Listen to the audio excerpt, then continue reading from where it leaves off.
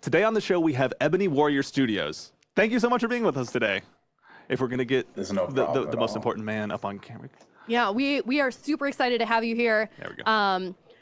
We got to look at some of your work, and it was super awesome. But let's just start out at the beginning. You know, can you give us a brief rundown of your PlayStation gaming history? Yeah, I had, an original PlayStation, moved up to a PlayStation 2. I do not have a PlayStation 4 right now, but I had a PlayStation 3, and I spent more hours on Modern Warfare 2 than, I want to admit. So, PlayStation was like,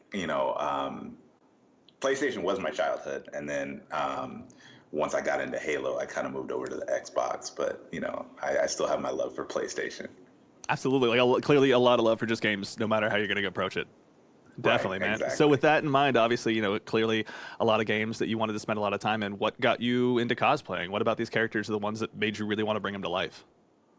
What really got me into cosplay was I saw these armors and weapons in movies. I grew up a geek. My father was a geek, and he kind of transferred that over to me.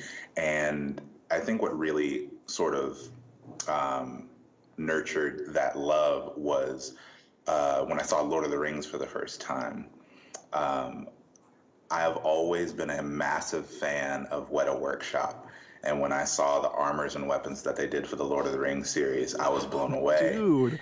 And that's amazing. Sorry, no, I apologize. We actually got the team that made Shadow of War here in the house today. And yeah, so they're back behind the screen, just like pointing at. We have pictures rolling of some of your. Oh, then they should know that I did a Celebrimbor cosplay. Yeah, we've got it up on the screen right now. This is incredible, man. Yeah, we have that up, and they're like pointing and being like, "Oh my God, are you seeing this?" The design, the VP of creative. The guy, so Mike DePlatter, the guy who actually helped start it off. Sorry, we're going to do something very unorthodox and bring on Mike DePlatter as well. He's Celebrimbor, that's so amazing. Celebrimbor's amazing. No, I'm fangirling right now because I legit have put way too many hours into Shadow of War and Shadow of Mordor. So. That was amazing. Yeah, I can't believe put the Celebrimbor skin in today as well. Yeah, that's true. Like, dedicated to you. As of today, the July 17th update for Shadow of War is releasing, so you'll be able to play as that skin now in-game and just really become that character. Perfect. That's amazing. I love Celebrimbor. I feel like I failed you guys as a community manager by not finding that. That's amazing. That is incredible. All right, we'll have Mike on with us in just a little bit. That's amazing. Sorry, thank you for letting us do that. No, that was just like a happy accident that, they got to be here and like then we were showing the picture. So, okay. How do you go about choosing the characters that you want to do? Like, you obviously said that you loved him, but you have such like a collection of characters that are all very different. So how do you choose who you're going to go after? It honestly, most of the time, it's based on just my love of that character, their look. There have been several times where I choose a character and I don't know anything about their background, and then I find out about their background later, and it's like a happy accident. Like when I did my Ebony Warrior armor from Skyrim, I loved the character from the game, and I built the armor, but I didn't really know anything about the Ebony Warrior. So when I, did my research on that character after building the armor, I found out that he's this really quiet, stoic, powerful figure, and it really sort of meshed with who I am, because most of my armors that I do, they're characters that don't talk. So I'm a very I like to method act, I guess you could call it, when I'm cosplaying. So whenever I'm in character for that day, and I don't break it. That's amazing. Yeah, and it's clear, like, you've got a really, really incredibly diverse set of characters you picked, too. Everything from Celebrimbor to, I think we just saw Gypsy Danger, which I didn't actually see when we were going through. Like, that was amazing. So when you're getting to start on this process, or you're putting together a new cosplay, in a very general sense, what's your process like? How do you get started on these, and how do you kind of go into production?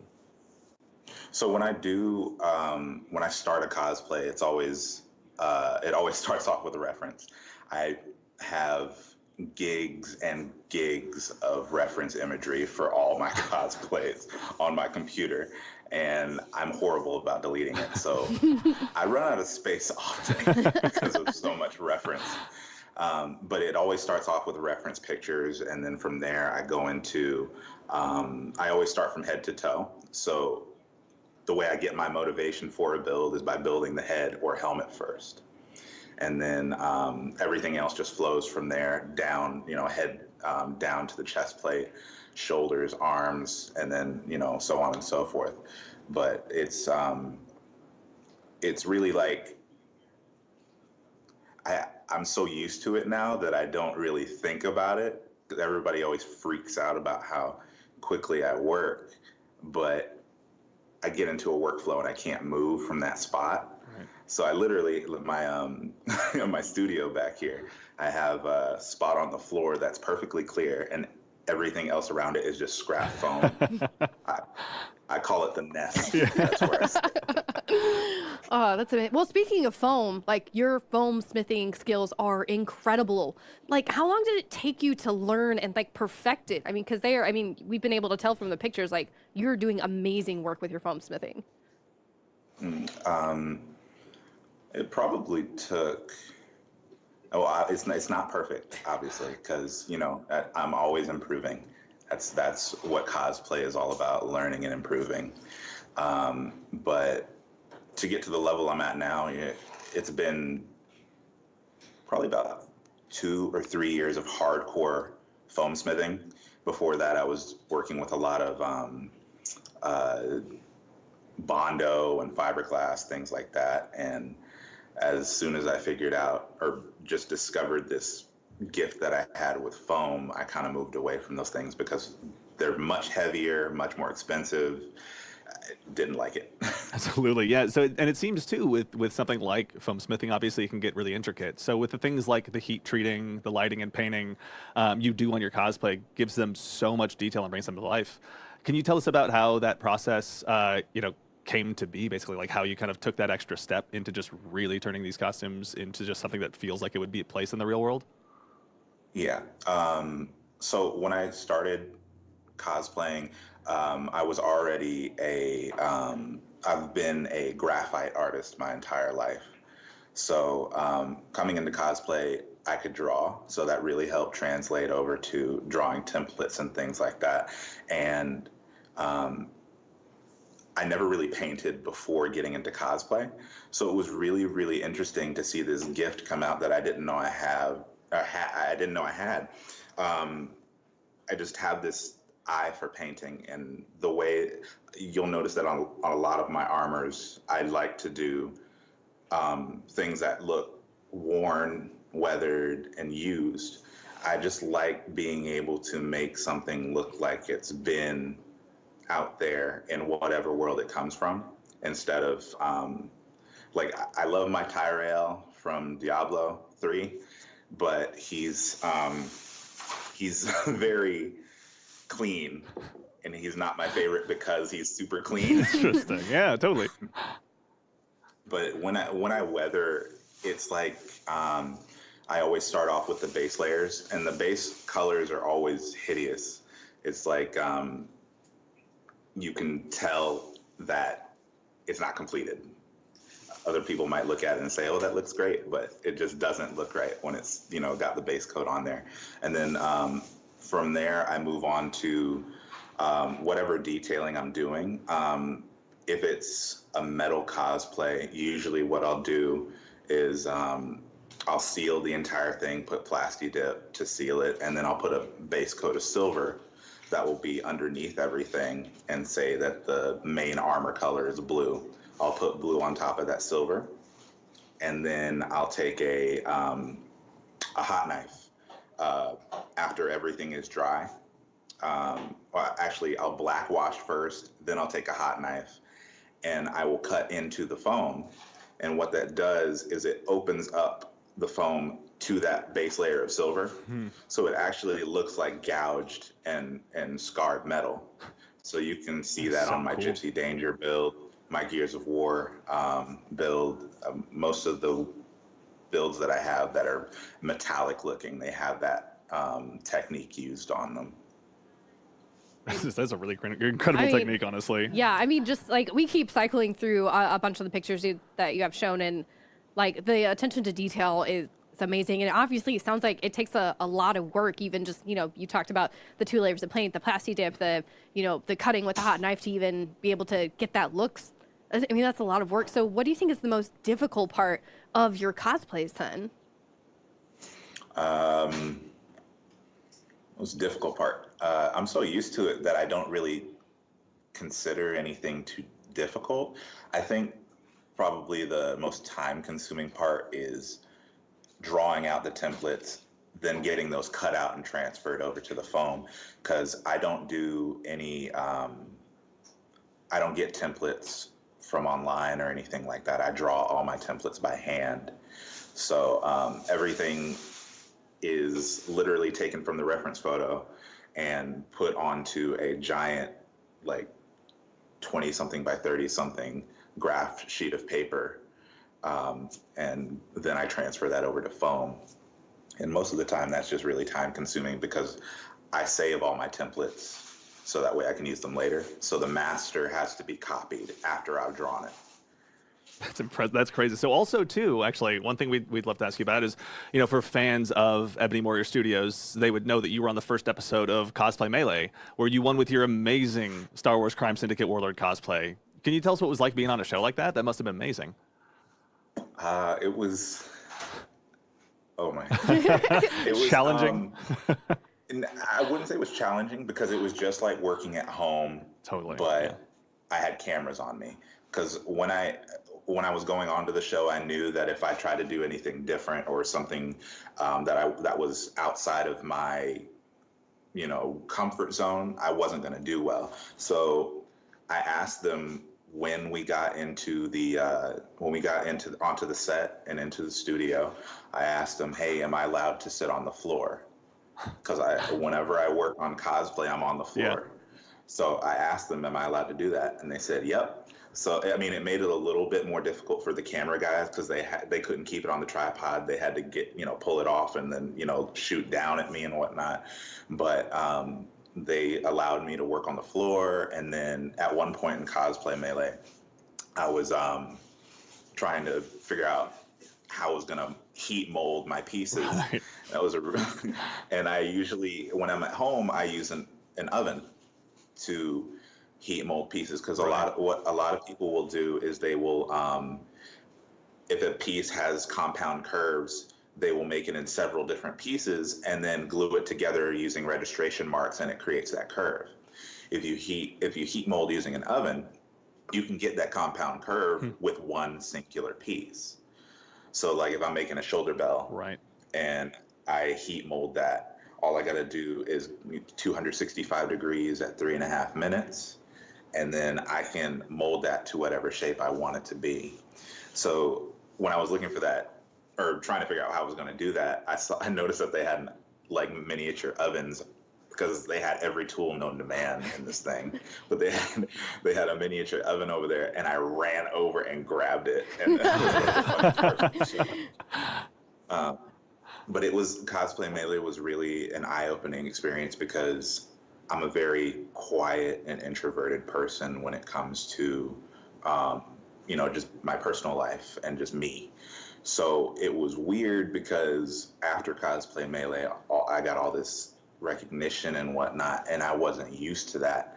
I was used to, a few people here and there seeing my work and, thinking it's really cool, but Cosplay Melee really opened up the floodgates, and it really, I've always been about representation within cosplay, so it was fantastic to be able to represent in that way because it's, within the cosplay community, POC cosplayers, or for people who don't know, that's people of color, they're still very underrepresented, still a very small minority within cosplay. So it's really cool to be able to use my platform to represent for other POC cosplayers.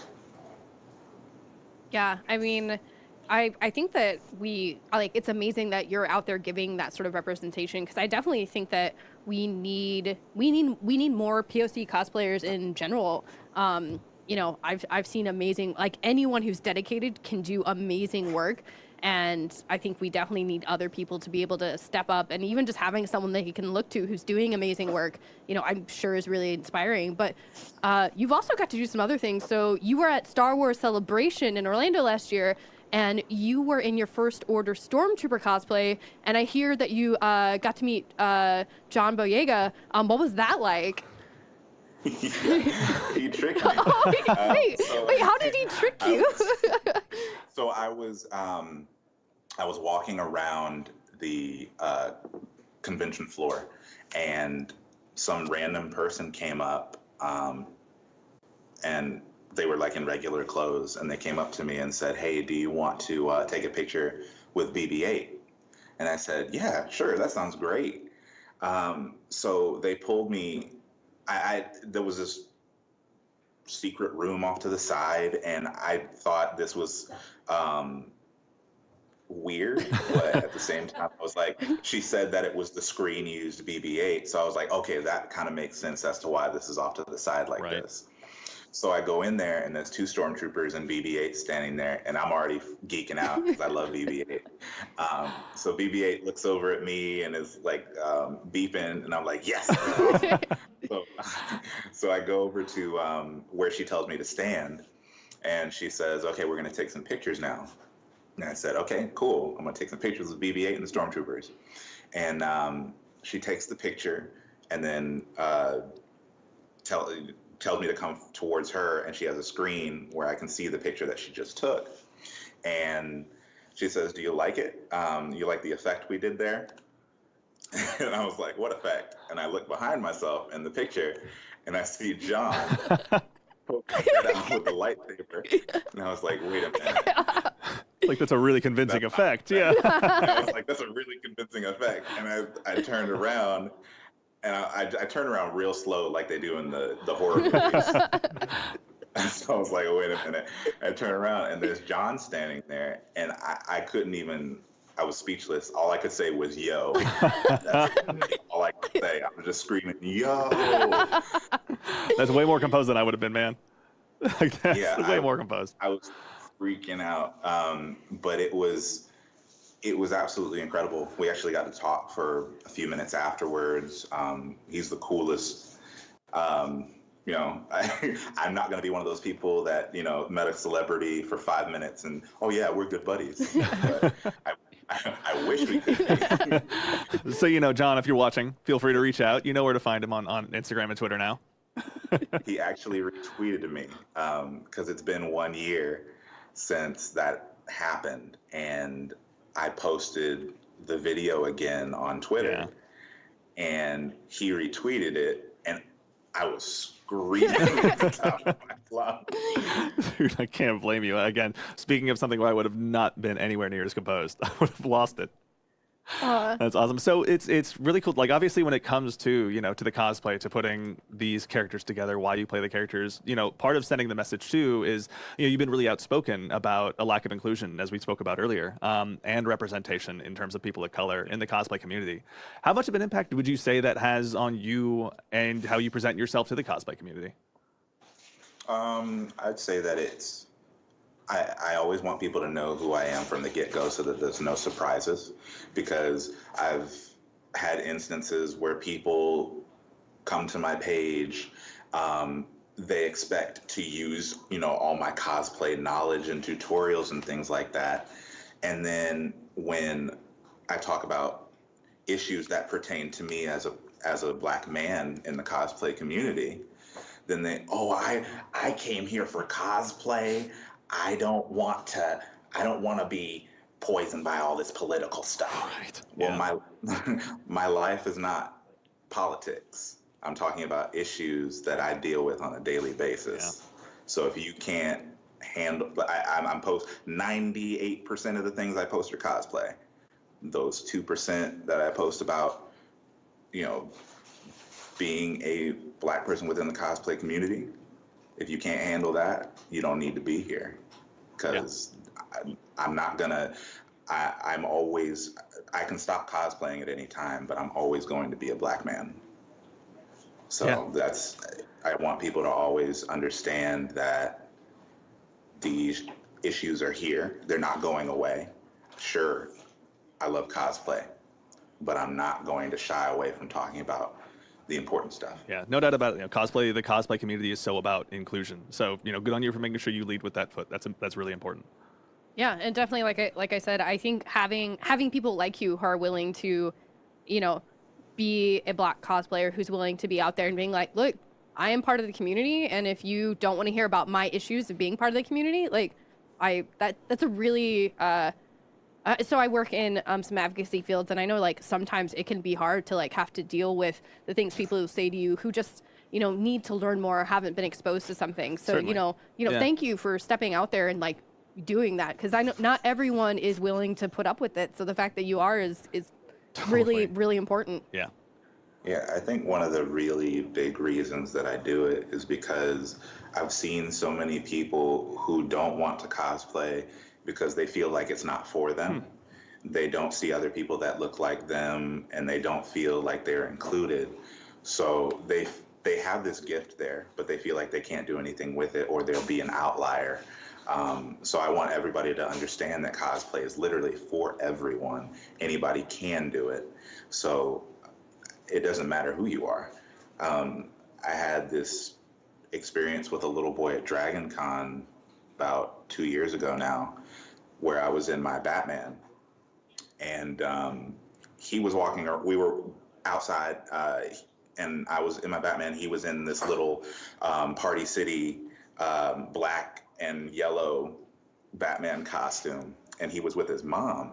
And so I was walking towards them, and he saw me, started pulling on his mom's arm and pointing to his skin.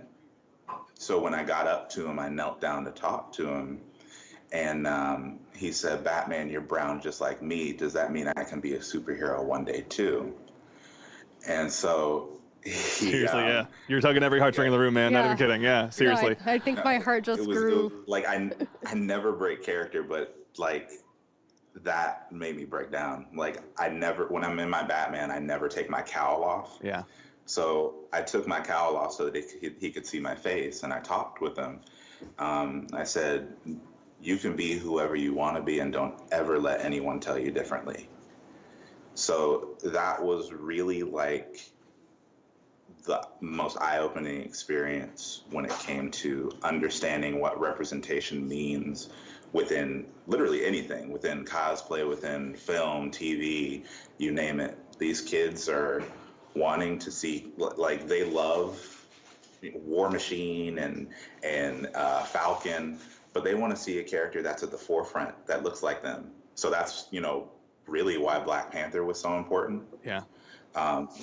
Having a film that showed that people of color can literally hold a movie on their own, that is important. So I'm never going to shy away from telling people my story and telling them why representation is important to me. Absolutely, man. That's really well put. Yeah. Yeah. Really We've well been put, clapping honestly. from everyone in the studio. Yeah. And Thank you. we've been having some great, comments in chat as well, just about, cosplay is for everyone, exactly like you said. So, it's like really hard. Like I feel like All right. emotional That's and okay. happy and Tell you what, sappy let's go ahead and just briefly change gears. Let's talk about some video games again for a second. What are you playing right now? Let's do it. What games are you playing right now? Hopefully on PlayStation, but what's keeping you busy? I'm currently playing, I'm replaying Mass Effect 3 right now. Nice. Because I love punishment. That's perfect. Awesome. Yeah, Well, thank you so much for the time, too. We appreciate you taking the time to talk to us about everything and answer all of our questions. For people that are fans, where can they find you next?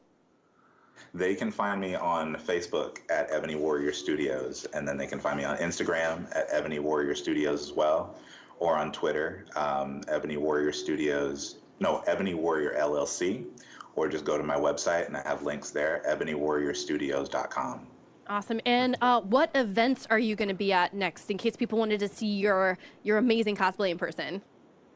My next event is going to be Dragon Con 2018 in Atlanta, Georgia. So I'll be there with my Transformers, and I will have my Dawn of Justice Batman done by then. So Oh, that's going to be It's fun. going to be legit. That is going to be good.